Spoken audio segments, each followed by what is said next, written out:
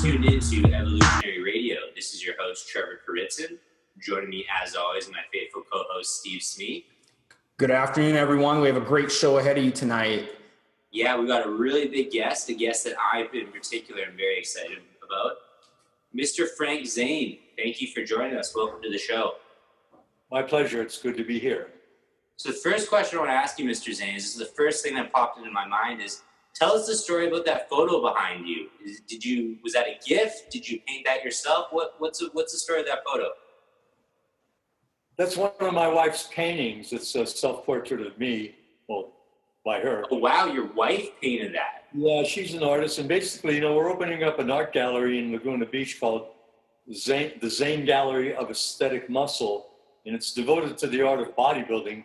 And her art is being featured in because her art is basically a lot of faces and abstracts and things that pertain to the body, and so it'll all be displayed there.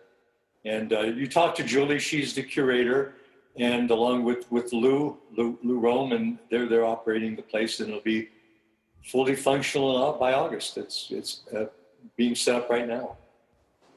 Are her paintings available for purchase right now? They are, but basically you want to do it through the gallery when they get set up. There'll be a website and a way you can contact for that. We'll see what they are.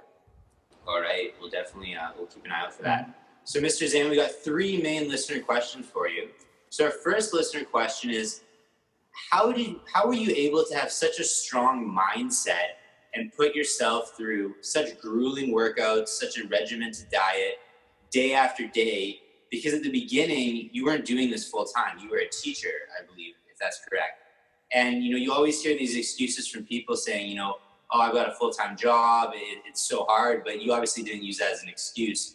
How are you able to, achieve such a high level of bodybuilding and, such an amazing physique while still maintaining, a full-time job? Well, the answer to that is it took a long time. I didn't do it overnight. When I first I graduated from college, and basically my whole quest was to be able to do bodybuilding on a professional level eventually. But there's no way to make a living doing bodybuilding. Most guys would open up a gym, but I didn't want to do that. That doesn't mean you can train well just because you have your own gym. And so I taught school for 13 years, and it was a good job. I was a math teacher. It was not hard for me because I was always good in math, so it worked out pretty well. And then when I moved to California, I taught in Venice for 8 years and trained at Gold's Gym and World Gyms. And the main thing is I had the summers off to train for the competition. The rest of the year I was able to work out, not the same way, not full time like the summer, but it worked for me. And in the long run, I was able to win. I took my time and did a good job. So were you teaching at the college level, or were you just teaching at, high school? Higher high school. High school. Okay. Yeah, that's not easy. I mean, I give teachers a lot of credit. It's definitely not easy. So how long did it take you to eventually be able to do the bodybuilding full time? Well, I taught for 13 years, and then basically in 1977, I hadn't won the Olympia yet. I took sabbatical leave with the intention of winning, and I did win, and we got book published, and everything else we needed to do, and it all happened then. And after that point, I never went back to teaching because I just made my living as a professional bodybuilder. We did seminars and guest posting slots and had a mail order business, and I just continued with that ever since. We see a lot of guys. I wanted to ask you, Mr. Zane, we have a lot of guys these days, the gyms, like when I grew up, my town, we even have a gym. So I had to work out in my garage. I had to work out in my high school gym. Now there's like a gym on every corner. Back in those days when you started working out, where were you working out? What were those gyms like? You mentioned World Gym. What were those gyms like versus the franchise gyms we have today? Do you think that, in those days, the atmosphere was different than they are today? Well, I'm not so sure what it's like today. I don't think it's too good today from some reports I'm hearing. But basically, I relocated the first time I moved to Florida from New Jersey for the gym there. I trained in Tampa at Harry Smith's club, and it was a really good place for training. I spent 3 years there. And then after that, I moved to Santa Monica, California, and trained at the original Gold's Gym, 1969 in Venice. And so what happened with me is I strove to make my training situation better every year. It got better and better, and consequently, so did my physique. My development got better too because I had better facilities, better motivation. I was around people who were training on the same level as me, and that's why I moved to California. And it all worked. I just kept at it. I'm a very perseverant person, and eventually things happened my way. And then for you to improve during your prime, how many hours a day were you working out?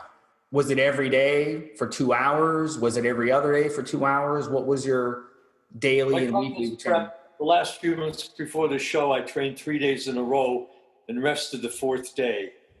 And, my workouts were some workouts were 2 a day. Others were 1. It was basically each workout was about an hour and a half long. It's not how much time you spend in the gym. It's what you do when you're in there. And you have to allow enough time to recover. And so basically it's all planned out so I can train hard and then recover, get over the soreness and grow and nourish my body.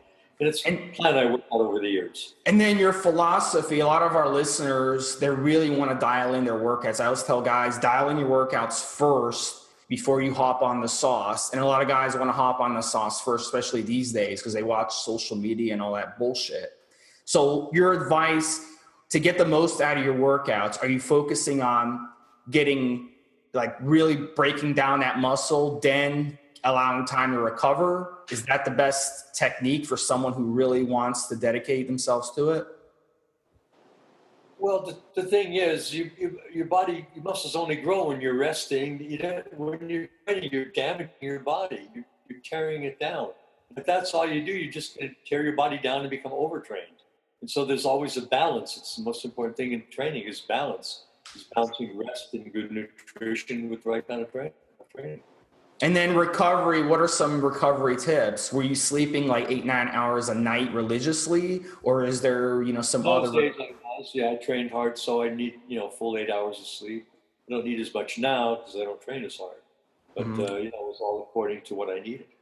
And then... What about naps, Mr. Zane? I know you said you slept 8 hours. Would you also try to have a nap, in the afternoon or anything like that? I did that on a regular basis. I always took a nap. Okay, so it was maybe 8 hours per night and then a 1 hour nap. So maybe around 9 hours total. Might have been more like 7 hours and then an hour and a half or something like that. Okay. And then I also meditated a lot and still do, because when you meditate and you're good at it, it's twice as effective as sleep. So if you spend an hour in deep meditation, it's like body's restored to the level it would be with 2 hours of sleep. Could you go into that meditation a little bit? What exactly did you do? Were you practicing yoga, or was it just mindful meditation? Did it also include stretching, any activity? How did you meditate? It wasn't yoga. It was meditation, where I would sit and usually I would repeat a mantra, a power phrase. And it's a technique that's worked very well for me, because when you say a positive affirmation to yourself over and over again, you crowd out negative thinking. Things may pop in your mind, but you don't entertain negative thoughts. It's to keep your thinking positive if you want to get something happening that's positive in your life. And I did that a lot before meditation. I didn't allow myself to focus on anything negative or think about my competition at all. I was only focused on what I needed to do, and I did it. So, Mr. Zane, our second listener question for you, and this is something that I've always admired about your physique, is your wasp-like waist. I mean, you are known for having such a small midsection, such phenomenal ab development. How were you able to achieve that? Was it a particular diet strategy you had? How often did you train abs? Would you just say it was genetic, or? Yeah, it's 3 things. It's basically doing ab work, enough abdominal work, abdominal exercises. The other thing is the diet, of course, restricting your fat intake and your carbohydrate intake and doing it in a way that, you're not exhausted and you have energy, you can still work out. And then, of course, aerobics, the diet, and abdominal work. Now, about a year ago, I wrote this book called 91 Day Wonder Body, and it's been very successful. It's guided workouts for a 3-month period of time, tells you what to do every day with suggested diet as well. So everything's in here. And more recently, this is at the printer right now. It's being published called 91 Day Wonder Abs. It's 3 months of abdominal program, something you do every day. And I guarantee if you do this program, you're going to have sensational abdominal muscles. This is something like what I did. Basically, what I would do is I do more repetitions. So I'd work up to as much as 1,000 reps of abdominal work a day. This one takes you up to almost that, but it's 3 months of progressively more ab work. And it's also room to write your diet in there, because if you need to go on a really pretty good diet if you want to get good abdominals. So, but really, abdominals are the hallmark of, I always thought of it as the picture frame muscles. It's what sets your body up when everything else is developed. So you were training abs then every single day leading up to your competitions? Every workout. A lot of times I go back to the gym and just do 1,000 reps nonstop, and it take me half an hour of nonstop moving before I would get all that ab work done. Is that now? Your books are available where? They're on my website, frankzane.com. You can find all of that. There's basically these 2 books, the more recent ones. And there's High Def Body, there's Symmetry, there's Let's Grow, there's Building the Body, Best of Building the Body, 2016. We have another one coming out 2017 in a few months. So I'm always writing. That's what I spend most of my time doing, is writing, training people as well, and training myself. Okay. So you mentioned there were 3 things. What is the third? Well, there's diet, abdominal work, and aerobics. Okay, so those 3. Aerobics, is that like code for cardio, or is that... So your cardio is like more aerobic training type of thing? Can you tell us a little bit about that? Aerobics, the aerobic effect is when you raise your pulse to target level and you keep it there for at least 11 minutes. Okay. And so basically for me, it's 220 minus your age and 70-80% of that. So basically I found out what worked for me was not a lot of aerobics. I'd run 1.5 miles every night on a track. That was it. That did it for me. Okay. That's another thing. You have to balance how much aerobics you do with weight training. If you're really smooth and have fat to lose, you better do more. But if you're already there, you may not have to do very much. I never had to do very much. Okay. And then your diet, you mentioned low fat and low carb. We see a lot of diets today that are focused on more higher fat. Why do you disagree with those people? Like we had Dave Palumbo on one of our previous podcasts, and he's more of a believer in fat with protein and meals. I'm curious, what is the separation in you guys' thinking there? I've experimented with this stuff for well over 60 years, and so I've come to the conclusion as what works best for me, and I tend to generalize that for other people. The thing is, I've gotten in shape eating a higher fat diet when my carbs were real low. But I really think that you have to have a balance there. You have to have some carbs to get to get a pump. You have to have your blood sugar elevated before the workout to do that. Fats basically occur along with your protein. Protein meats come packaged in fat. But, there's a limit to how much fat you can take and do that. So I found that if you limit your fats to maybe 50 or 60 grams a day and your carbs to half your protein intake 3 days in a row and then jack it up on the 4th day, it works very well. Now, the thing about this is there is no formula that's going to work the same for everybody. And these are just starting points. And I try to let people know that this is not absolutely the way it is. And also, it varies from year to year as you change. You may have more fat on your body one year. You have to do it more strictly. You may be leaner another year. It was always like that for me. I competed for 23 years. Okay. And And then what about protein? Is it 2 grams per pound, 1 gram per pound? We see a lot of people say, oh, eat 500-600 grams of protein a day. I'm assuming that's probably not what you believe. Am I correct? You get fat from eating too much protein too. You know, and I think that, like for me, I don't even get, because my goals right now at my age, I want to keep my body weight down. You know, you basically, when you get older, you want to conserve energy. You don't want to carry around more weight than you need. And so I get about maybe 3/4 gram of protein per pound of body weight, not more than a gram per pound. And my carbs are always less than my protein intake. And that's the diet I follow now. But when I was competing, I would go at least a gram of protein, usually more like 1.5 grams of protein per pound of body weight. So at a body weight of under 200 pounds, I would be getting about 250 grams of protein a day, and then 75 grams of carbs a day, and fats would be about 60, 70 grams of fat a day. Okay. And that's what tended to work for me. Right. And you're, for those who don't know, your height basically in weight, you were about 5'9", about 200-ish around when you were Mr. Olympia. Is that correct? My best weight for Olympia was, I think, 190 on stage. Okay. So what do you think today? I know Trevor wants to get to the third question, but what do you think today about the Mr. Olympia winners who are like covering close to 300? What do you think about those physiques? Do you think bodybuilding has kind of gone off course? Who am I to say? There's no accounting for taste. You shouldn't have to explain why you like something. I don't know why they like it. I mean, I used to like, you know, there was a time when I wanted to get bigger and bigger too. Then I came to my senses because I want to live long also. And the bigger you are, the less chance you have of making it in the long run. It's a fact. People that have lived the longest, the basic people live to be 100. There's something called blue zones all over the world, where people are in their 90s and thriving in hundreds and even doing well because they're leaner. They're not fat people. Big fat people don't live long. So I'm not interested in that. You know, there's two kinds of bodybuilding. One is training to get big, like we do when we start out. The other one is training to last a long time, training for longevity. I'm in the second phase now. So, Steve, I think you're actually reading our mind because that's what our third listener question is. Mr. Zane, what are your thoughts on the way the sport is directed now and the way it's heading? You know, now it seems like it's all about excessive, you know, so we're getting as big as possible. If you look at, you know, modern day bodybuilders, they all have extended abdomens. You know, and it's all about drugs now. You know, a lot of, you know, these young guys, they're doing these crazy steroid cycles and they're doing their first steroid cycle before they even start training.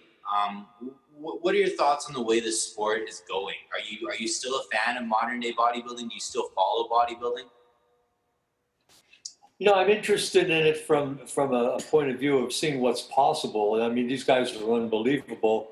And how they choose to get that is their own business. I don't encourage people to do that. And I think it's way overblown. People are taking now, it's you know, I guess they don't care about their health. I heard one guy say years ago, he says, you know, I don't care what I have to take or if I die after the show, just so I can get up on stage and have 20-inch arms and flex them for the audience. Well, when the guy dies, he's going to feel differently than when he says that. You know, that's the thing. People don't realize what they're doing to themselves. They don't until it's too late. When you're older, the damage is done and there's nothing you can do about it. And they're going to find that out. People who, you know, there's something called the Hayflick limit. It means your cells can divide up to 50 times. If you push it beyond that, they're going to divide at the expense of how long you live. So it's headed in the wrong direction. And, you know, but basically, look at all sports. Basketball players keep getting taller and taller. Everything keeps getting more and more and more. Everything's faster, bigger, taller, more. Everything is not enough, apparently. People don't know when to stop. So what can I do about it? You know, voice my opinion, that's about it. And I don't approve of it, no, not at all. So, Mr. Zane, if you're not comfortable answering this question, you can just say no comment, and I completely understand. But could you tell our listeners some of the dosages you actually did use, just so they can kind of realize how excessive and absurd some of these modern day dosages you hear about are? I don't understand your question. Could you rephrase it? I was asking basically if you'd be willing to say, you know, some of the dosages of steroids you used leading up to your Mr. Olympia competitions, just to let our listeners kind of bring them back to reality and see that, you know, some of these modern day excessive dosages they hear about really are not necessary. And if you're not comfortable answering that question, you can just say no comment. You know, all I have to say about that is I've never relied on anything like that in my training. And neither did the bodybuilders from the 70s. Basically, they never used anything excessive likes around. There wasn't anything around anyway. And so I really don't know what's going on today. I don't pay any attention to it, but I know it's excessive. And all you have to do is read what's on the internet of what people are taking and what they're advised to take. It is off the charts. And you can do that for yourself. I don't have to tell you because I don't keep up with it. Now, I just think that it's a bad mistake to do that. I mean, what they call life extension medicine, which really isn't life extension at all. Basically, it's looking better as you live longer. When people get older, you know, when men at age 40, their testosterone starts dropping, some are inclined to take it. But some people have higher testosterone even to their 50s and 60s. For example, you can take natural substances. I take 2 myself, fenugreek seed and DHEA. And taking that, my testosterone stays in the 500 range, which for somebody in their 70s, that's enough to build muscle. And that's what I'm doing. So it's not necessary, but these people are interested in getting a lot of muscle very quickly. And what you see today is muscle plopping onto these guys indiscriminately. When you pack it on fast from all that stuff they're taking, it doesn't go on in the right places. Basically, when you gain weight fast, majority of that weight goes to the center of your body. It's pecs, it's traps, it's belly, it's butt, and it's thighs. And the center of the body gets bigger and bigger, and they don't have a good overall look. You know, you need to develop the peripheral muscles too. And they don't grow very much. They take time to grow. When you bulk it up, and that's another thing, never bulk up. See, my training is very different. And, you know, I managed to do well with it, but, you know, what I did was pretty much not what everybody else is doing. I didn't bulk up in the off season. I learned that I shouldn't do that. I should keep my body weight down and work more for shape, changing the outline of my body. The other thing I did was I took a lot of photos. I didn't go by measurements or numbers. I go by my appearance, basically. And we have an equation called the learned bodybuilding equation. Is what you learn about yourself as to how you look is equal to the product of the effort you put into your exercise, your attitude, your recuperation, and your nutrition. It's EARN. You have to earn it. And so we pay attention to all the variables because there are other things, you know. It's not just one thing that does it here. It's not just taking a lot of drugs that builds a great body. It'll build muscle, but it's not going to look that good. It can be rather grotesque. And so only when you pay attention to everything, you get feedback, you know, on the way you look. And so I would encourage anybody who wants to get better at bodybuilding is start taking photographs of yourself and look for changes in your appearance. That's what it's all about. When you go into a contest, what do? Do they ask you what your body fat is? No. Do they ask you how big your arms are? No. They may weigh you to put you in a weight class. All they do is they look at you. And so what you need to do is take photos so you can see what you look like. So that when you get on stage, you're confident and you know exactly what each pose will look like. And that's all there is to it. Common sense.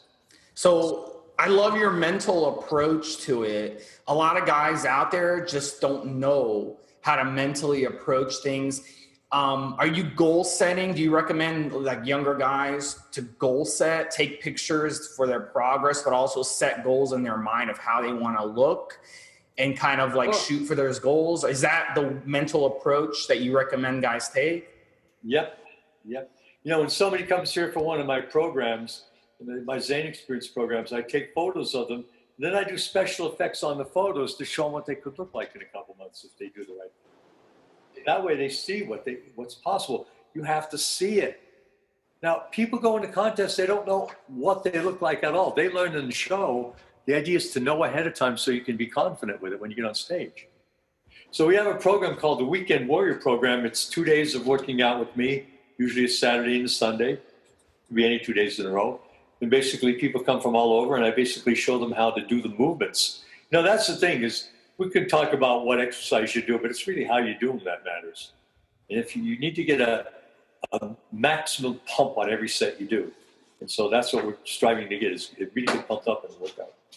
So, like, can you kind of get specific on that? I'm definitely going to go out and check out your book for sure. But when you're actually in the weight room, you're saying you want to get a pump. Does that mean that you're doing higher reps at a lower weight? You're not really trying to push heavy weight, or does it mean your goal is just to get a pump, like even if it means a higher weight in a shorter amount of rep? Like what, or does it matter? Just getting your good pump. Now, the thing is, what I do is I work up on every set. Now, right now, I'm just getting back into it, and I'm doing 2 sets of each exercise. So my first set is somewhere around 12, 15 reps. Then I increase the weight on the second set, so it's somewhere around 8 to 10. Okay, and that's how it goes. The third set will be your weight, less reps, if need be. The other thing I do is I put rubber bands on my weight stacks in my gym so that I get more resistance, more time under tension. In other words, I don't rest between reps. Every rep I do builds the tension. There's no part of that rep that is a relaxation phase. Like if you curl and you get up to the top, you go too far, you're gonna relax the muscle. When you have a rubber cable attached to the weight, basically it's still contracting the muscle when you go all the way up. So I do things like that. I found ways, without having to go too heavy, to get a maximum pump by using rubber cables attached to the weight stacks. So, Mr. Zane, I have a quick question for you. So when you say 12 to 15 reps for your first set, does that mean that you fail at that rep range? So basically, let's say you did 13 No, I don't reps. fail. Does that mean you wouldn't be able to do a 14th rep with good form? Are you always training to failure? I never train to failure. Okay. It doesn't make any sense to have to fail to be successful in your workout. Failure is having a master's degree in psychology, you study all this stuff. Basically, failure is a form of punishment. If you want somebody to stop doing something, you punish them. So go punish yourself with a set to be successful. It doesn't make any sense. Plus, going to failure is sort of a precursor to injury. It's dangerous. Now, it does work the muscle, but there are better ways to do it. For example, you can do a drop set. You can go to a lighter weight without having to force poor form, getting extra reps. Or you can take a short rest and then, let's say you wanted to do 8 reps. You did 6, rack the weight up, rest 30 seconds, do 2 more reps. Minimize the chance of injury, because that's very important as you get older. You want to continue to train, because if you get injured, that's it for you. I mean, it could be it for you. You want to prevent injury as much as possible. So you talked about earlier, you do abs every day. Is there another muscle group that you're working every day? Do you do full body workouts every workout, or do you do like split training, or does it matter on the individual? It all depends on where I'm at and what my goals are and everything else. Right now, my training is I train twice a week. I train upper body one day, legs the next. And for me, that's enough, okay?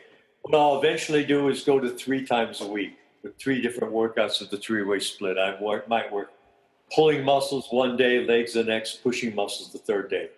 So that's how I'm doing. That's how I would do it. I'm not really interested in I'm not going heavy anymore. Right. So your abs, basically, when you were back, training for Mr. Olympia and you got that amazing physique, you were doing abs daily and then you're doing a 3-day split. Is that what you're saying? 3-way split. Not every workout I did. If I was training 3 days in a row and resting the 4th, I didn't do anything on the 4th day. Gotcha. Okay. All happened to 3 days, ab work each day. Okay. Perfect. Now, right now, I may do some extra ab workouts. Other than I might come into the gym because I have a gym right here, so it's easy for me to do and do some ab work. Okay. So, Mr. Zane, I've got a question about your training. Would you stay away from movements like deadlifts, squats, in fear that they would make your waist bigger, or were your workouts primarily 3-way focused? Like, did you squat every leg workout? Did you deadlift every back workout? What are your thoughts on those movements? I think there are movements that eventually you have to stop doing. All the power lifts, bench press, squat, deadlift, barbell exercises in general, especially those. And I mean, my opinion is based on what's actually happening to people when they do those, and to myself. You know, squatting, you keep squatting, pretty much going to have problems with it. Knee problems, lower back problems, coming up quickly, going too heavy, all of that. I invented a piece of equipment called the leg blaster, which is how I've been doing squats for the last 25 years, because it takes stress off your knees and lower back. Deadlifts I would do on the Smith machine, where I have control over the weight. That's an exercise I don't do anymore either. Nor bench press. It's more dumbbell work and machine stuff. And so basically, the rule is, if it hurts, don't do it. Okay?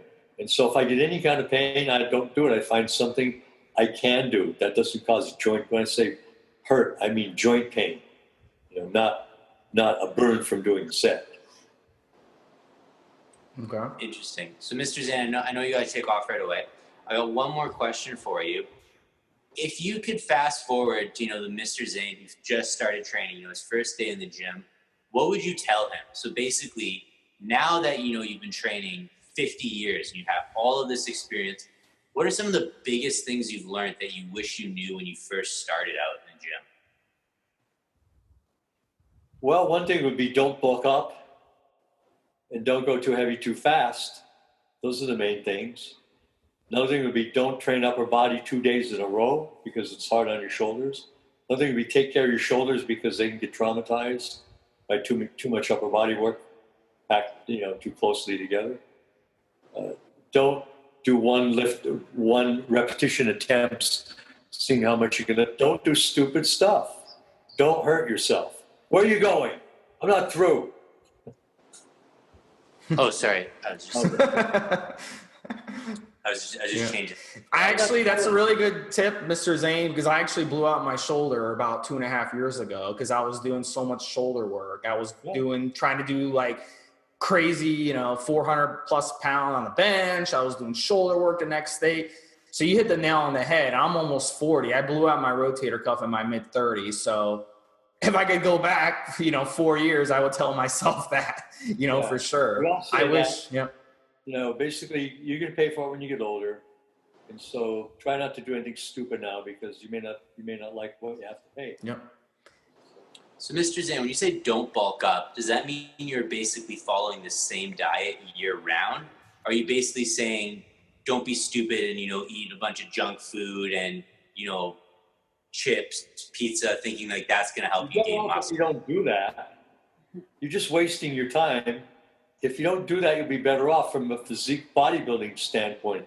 But if you feel like you have to do that because you have to have cheat days and you're only human and all that stuff, then that's just going to slow you down. But, I realize, I've done that too in the off season, but I try not to do it. The thing is, it's not like I'm on a relative diet all the time.